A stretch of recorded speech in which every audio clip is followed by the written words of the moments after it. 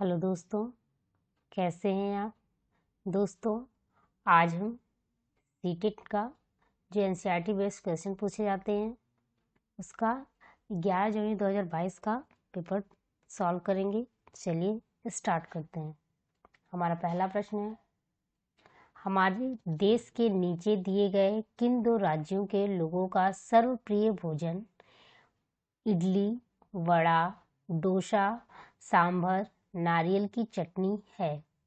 Option है, पहला option है तेलंगाना गुजरात, दूसरा ऑप्शन है उड़ीसा आंध्र प्रदेश, तीसरा ऑप्शन है तमिलनाडु आंध्र प्रदेश, चौथा ऑप्शन है गोवा केरल। तो हमारा इसमें कौन सा सही ऑप्शन है? हमारा ऑप्शन है तमिलनाडु और Andhra Pradesh, option number 3। Next question है हमारा, यदि कोई व्यक्ति मुंबई महाराष्ट्र से चंडीगढ़ भारत का केंद्र शासित प्रदेश तक सबसे छोटे रेल मार्ग से होकर रेलगाड़ी द्वारा यात्रा करता है तो कौन से राज्य से उसे गुजरना नहीं होगा? तो इसमें पूछा गया आपसे कि अगर कोई मुंबई से चंडीगढ़ जा रहा है तो उसको निम्न में से कौन से राज्य से नहीं जाना पड़ेगा? तो हमारा ऑप्शन है, पहला ऑप्शन है हमारा हरियाणा, दूसरा ऑप्शन है पंजाब, तीसरा ऑप्शन है राजस्थान, चौथा ऑप्शन है गुजरात। तो अब जब भी मैप से रिलेटेड कोई क्वेश्चन रहेगा तो हम लोग क्या करेंगे, मैप देखेंगे। तो मैप देखने से ये होगा कि हमें थोड़ी बहुत जानकारी हो जाएगी तो बाद में हमारे लिए अच्छा रहेगा। तो देखिए क्या कह रहा है कि महाराष्ट्र से वो कहाँ जाना चाहता है, चंडीगढ़ जाना चाहता है। तो कौन कौन से जो राज्य हैं वो कौन कौन से राज्य नहीं पड़े, मान लीजिए वो सीधे यहाँ आता है, कुछ यहाँ पड़ता है मुंबई, तो वो मुंबई से सीधे मतलब सबसे छोटे रास्ते से कहाँ जाना चाहता है, ये यहाँ पे है कहीं, यहाँ पे क्या है चंडीगढ़। तो कौन कौन से राज्य से उसको होके जाना पड़ेगा, महाराष्ट्र से, राजस्थान से, हरियाणा से और पंजाब में तो है, तो वो किस राज्य से नहीं गुजरेगा, गुजरात से। गुजरात से वो नहीं गुजर रहा है, तो हमारा ऑप्शन कौन सा सही हो गया, गुजरात जो ऑप्शन है वो हमारा सही है,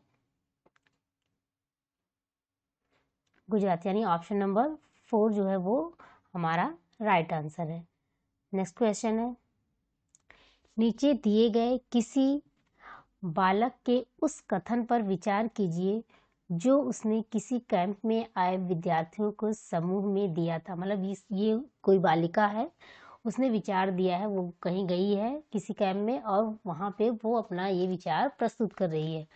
मैं उस शहर से आई हूँ जो एक पहाड़ी क्षेत्र है, सॉरी यहाँ पे क्षेत्र रहेगा। हमारे यहाँ वर्षा बहुत होती है और बर्फ भी बहुत पड़ती है। जब ठंड बहुत अधिक हो जाती है तब हमें धूप में बैठना अच्छा लगता है। हमारे घर पत्थर अथवा लकड़ी के बने होते हैं।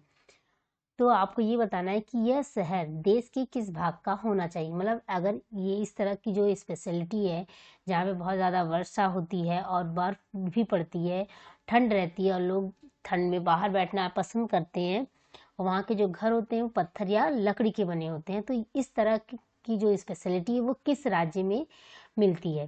तो हमारे ऑप्शन है, पहला ऑप्शन है जम्मू कश्मीर, दूसरा ऑप्शन है लद्दाख, तीसरा ऑप्शन है उत्तर प्रदेश, चौथा ऑप्शन है हिमाचल प्रदेश।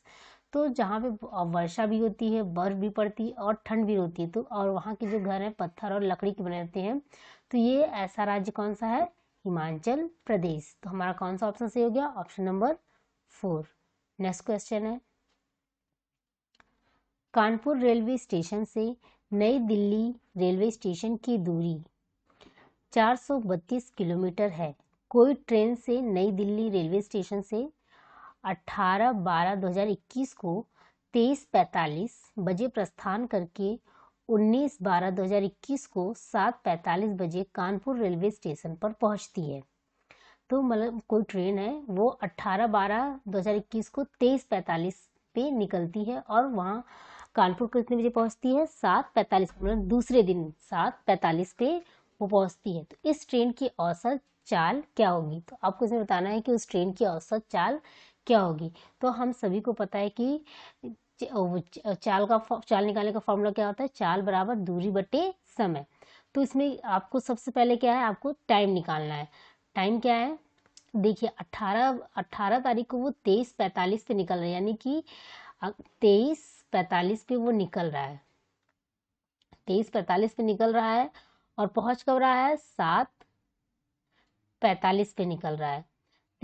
अगर इसमें अगर 15 मिनट, जैसे मान लीजिए अगर वो 15 मिनट, इसका 15 मिनट आप ले लीजिए और इसमें ऐड कर दीजिए, और सब तो सेम है क्योंकि भाई 23:45 पे, यानी कि वो समझ लीजिए 12 बजने में, एक होने में, 00 होने में जो है सिर्फ 15 मिनट बाकी हैं, तब वो निकल रही है गाड़ी। तो यानी इसमें अगर आप 15 मिनट जोड़ देंगे तो क्या हो जाएगी, ये 8 घंटे टोटल हो जाएगा। कितने घंटे हो जाएगा, 8 घंटे, मतलब उसको पहुंचने में टाइम आपका क्या हो गया, 8 घंटे। और दूरी हमें दी हुई है 432 किलोमीटर। तो क्या क्या होगा, हमारा आंसर सही होगा। तो हम निकालेंगे चाल बराबर क्या होता है, दूरी बटे समय। तो दूरी क्या है, 432, और टाइम क्या है, 8 घंटे। लेकिन हमको जो दूरी निकालनी है वो किस में निकालनी है, मीटर प्रति सेकंड में। तो ये किलोमीटर में दिया हुआ है। तो हम सबको पता है कि एक मीटर में कितने किलोमीटर होते हैं, 1 किलोमीटर में 1000 मीटर होते हैं। तो हम उसका गुणा मल्टीप्लाई कर देंगे, और इसको भी हमको सेकंड में बदलना है। तो हमको इसमें भी इसका ऐसे ये मिनट में हुआ, फिर ये सेकंड में। तो हम इसको कट करेंगे, मान लीजिए ये 0 से 0, 0 से 0, और 8 5 जा, और ये 4, जो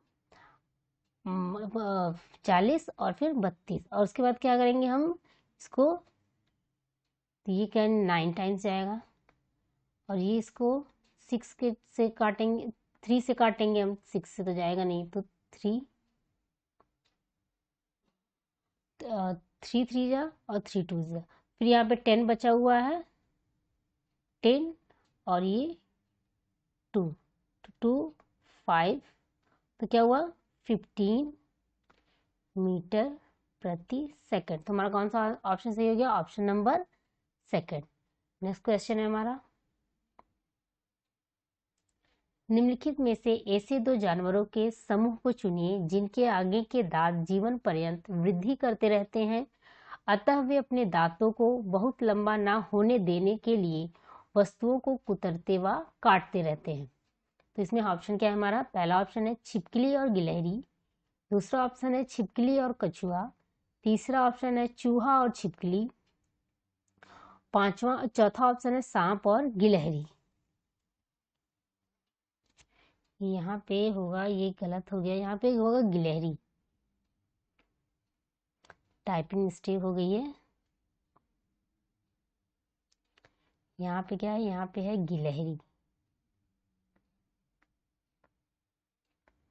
तो इसमें बताना है आपको कौन से ऐसे 2 जानवर होते हैं जिनके जो दांत है वो हमेशा क्या होते हैं, बढ़ते रहते हैं। तो इससे उस वृद्धि को रोकने के लिए, क्योंकि अगर उनके दांत बड़े हो जाएंगे तो उनके दांत उन्हीं के मसूड़ों में चुभ जाएंगे और इससे उनकी मृत्यु हो सकती है। तो इसलिए वो हमेशा कुछ ना कुछ कुतरते रहते हैं। चूहे को आप देखेंगे तो वो भी कुछ हमेशा कुछ ना कुछ कुतरता रहता है, ताकि उसके दांत की जो लंबाई है वो कम होती रहे। और इसी तरह गिलहरी भी होती है, वो भी हमेशा कुछ ना कुछ कुतरती रहती है। तो ऑप्शन कौन सा सही होगा हमारा, ऑप्शन नंबर 3, यानी चूहा। नेक्स्ट क्वेश्चन है हमारा, कन्नौज एक जिला है जो समस्त भारत में इत्र के लिए प्रसिद्ध है। यह जिला किस राज्य का भाग है। पहला ऑप्शन है हमारा हरियाणा, दूसरा ऑप्शन है उत्तराखंड, तीसरा ऑप्शन है बिहार, चौथा ऑप्शन है उत्तर प्रदेश। तो कन्नौज कौन से किस राज्य का एक जिला है, वो है उत्तर प्रदेश का। ये तो हमको सभी लोग को पता होगा। नेक्स्ट क्वेश्चन है हमारा, रेत के टीले कहाँ पाए जाते हैं। आपको इसमें बताना है कि रेत के टीले किस देश में पाए जाते हैं। पहला ऑप्शन है हमारा अफगानिस्तान, इंग्लैंड, दूसरा ऑप्शन है उज्बेकिस्तान और बांग्लादेश, तीसरा ऑप्शन है बर्लिन, राजस्थान, चौथा ऑप्शन है अबू धाबी और अफगानिस्तान। तो रेत के टीले कहाँ कहाँ पाए जाते हैं, अबू धाबी और अफगानिस्तान में। तो हमारा कौन सा ऑप्शन सही हो गया, ऑप्शन नंबर 4। नेक्स्ट क्वेश्चन है, भोपाल बेंगलुरु के ठीक उत्तर में है तथा गांधीनगर भोपाल के ठीक पश्चिम में है। गांधीनगर के सापेक्ष बेंगलुरु की दिशा क्या है? तो ये कह रहा है कि जो भोपाल है वो बेंगलुरु के ठीक उत्तर में है। मान लीजिए आप लोग को ये तो पता ही होगा, ये क्या है, ये उत्तर है,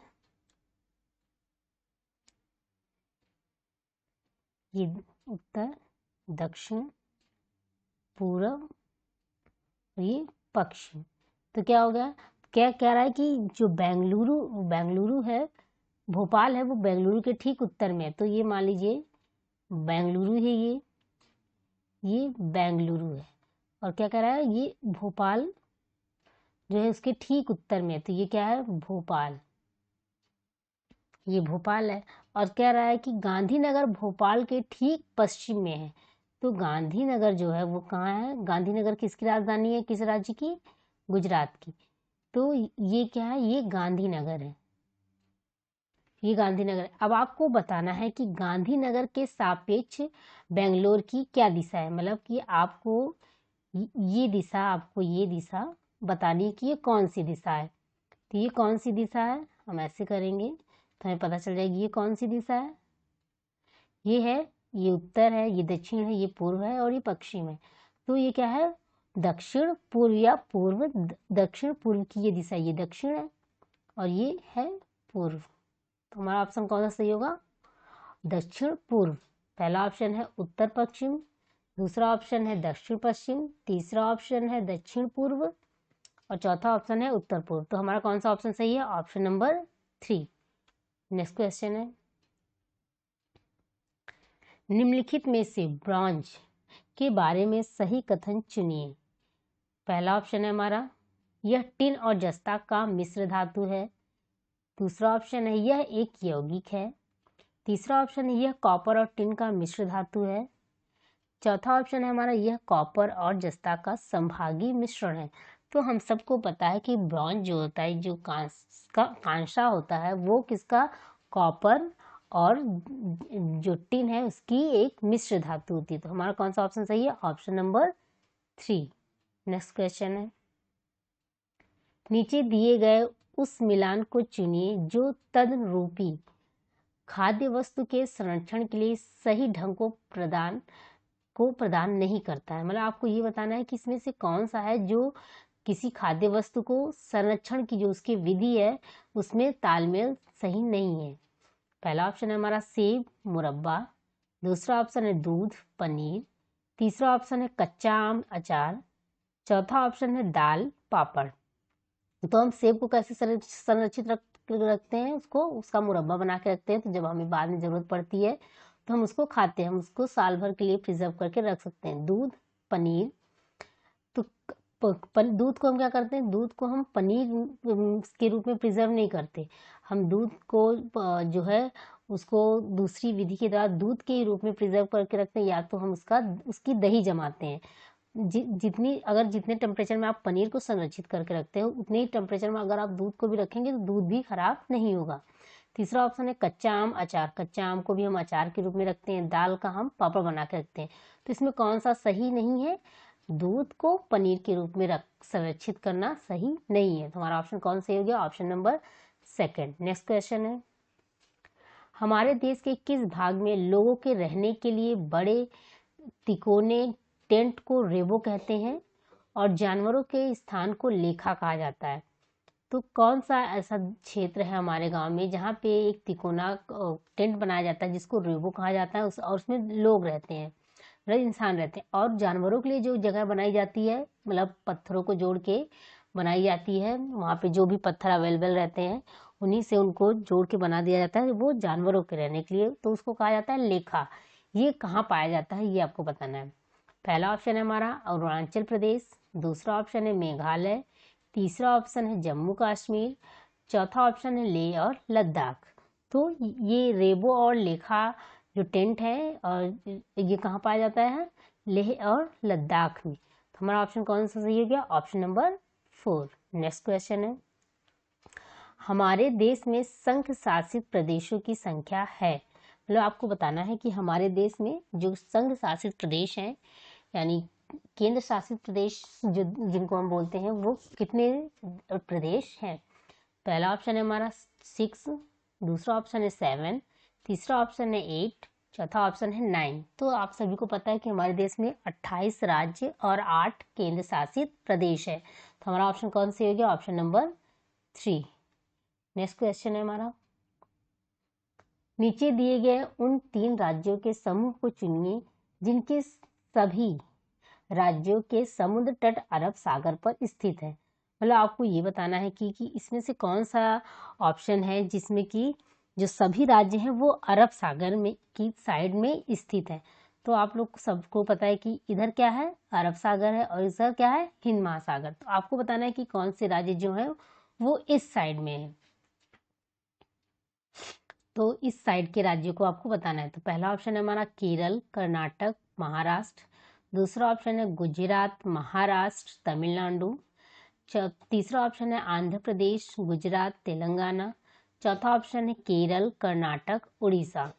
तो आप सबको केरल, कर्नाटक, महाराष्ट्र, केरल कहाँ है? यहाँ पे है, और कर्नाटक यहाँ पे, और महाराष्ट्र यहाँ पे है। तो ये हमारा पहला ऑप्शन सही हो गया। लेकिन आपको हमेशा मैप देखते रहना है। मैप देखने से क्या होगा कि आपको हमें आइडिया होगा कि कैसे है। देखिए, केरल यहाँ पे है, कर्नाटक यहाँ पे है, और ये महाराष्ट्र का। ये क्या है? ये पूरा जो क्षेत्र है वो अरब सागर का क्षेत्र है।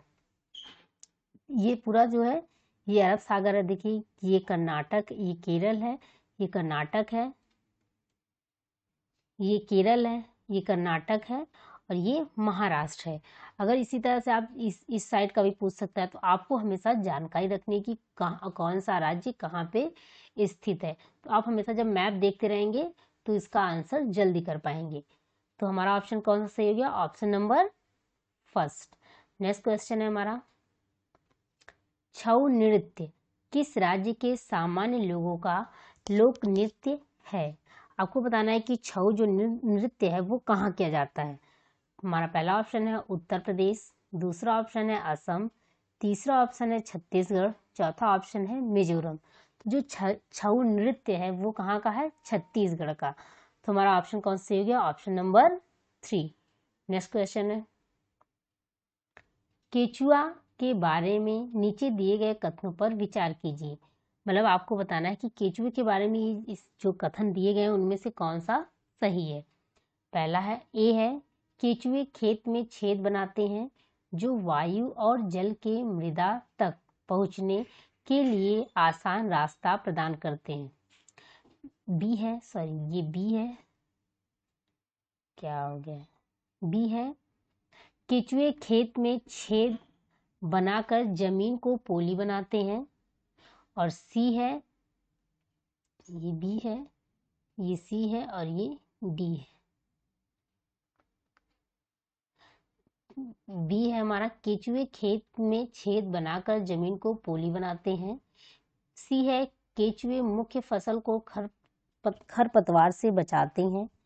डी है, केचुए का मल मृदा को उर्वरक या उपजाऊ बनाता है। तो इसमें आपको बताना है कि कौन सा सही है। तो केचुए क्या करते हैं? वो जमीन में जो है वो छेद कर देते हैं, जिससे क्या होती है वायु और जल जो है वो मृदा तक, मतलब मिट्टी के अंदर उनकी जड़ों तक पहुंच जाती थी। ये हमारा ऑप्शन जो है वो सही है। केचुए खेत में छेद बनाकर जमीन को पोली बना देते हैं। हाँ, वो पोली बना देते हैं, मतलब आप देखेंगे जहाँ केचुए चाल जिसको बोलते हैं चाल देते हैं, वहां पे क्या होता है कि जो मिट्टी है वो उछली उछली सी हो जाती है। मतलब आपको लगेगी पोली पोली टाइप की, उसमें बहुत टफ नहीं रह जाती। उसकी जो स्किन है वो बहुत टफ नहीं रहेगी। वो अगर आप उस पर पैर रखेंगे तो वो दबेगी। तो इससे क्या होता है कि पानी और जो वायु है वो नीचे तक चली जाती है। हमारा बी ऑप्शन भी सही हो गया। केचुए मुख्य फसल को खरपतवार से बचाते हैं। तो खरपतवार भाई उग ही आएगा। अगर जमीन अच्छी है तो वहां पे मुख्य फसल है तो खरपतवार भी उग आएगी, अगर अच्छी जमीन रहेगी कहीं की। तो ये तो हमारा ऑप्शन जो है वो गलत हो गया। डी है, केचुए का मल मृदा को उर्वरक या उपजाऊ बनाता है। ये सही है कि केचुए का जो मल होता है वो क्या करता है, वो मृदा को उर्वरकता प्रदान करता है। तो ये भी ऑप्शन सही हो गया। हमारा कौन सा ऑप्शन सही है? ए, बी और डी। हमारा पहला ऑप्शन है ए और बी, दूसरा ऑप्शन है ए, बी और सी, तीसरा ऑप्शन है ए, सी और डी, चौथा ऑप्शन है ए, बी और डी। तो हमारा कौन सा ऑप्शन सही हो गया? ऑप्शन नंबर 4, ए, बी और डी। आज की क्लास में इतना ही। मिलते हैं आपसे नेक्स्ट वीडियो में। धन्यवाद।